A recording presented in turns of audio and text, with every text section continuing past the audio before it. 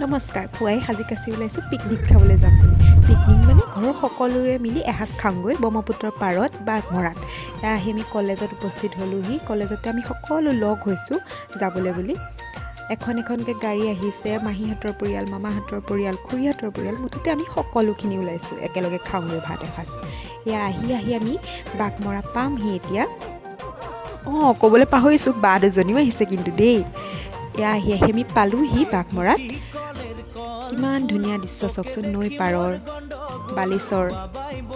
এয়া আমাৰ সকলোখিনি সাজু কৰা হৈছে খাদ্য ৰান্ধিবৰ বাবে। এয়া প্ৰথমে চাহ বনাইছোঁ, সকলোৱে মিলি চাহ খালোঁ। তাৰপিছতে এই আমাৰ পোৱালীকেইটা খেল আৰম্ভ কৰি দিলে।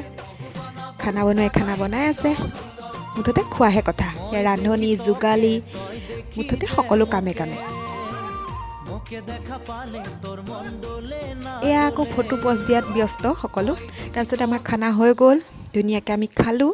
খানাত আছিলে মাছ, মাংস, চালাড, দালি, পনীৰ, মুঠতে সকলোৱে মিলি এসাঁজ খালোঁ। আজিলৈ আহিছোঁ, ধন্যবাদ।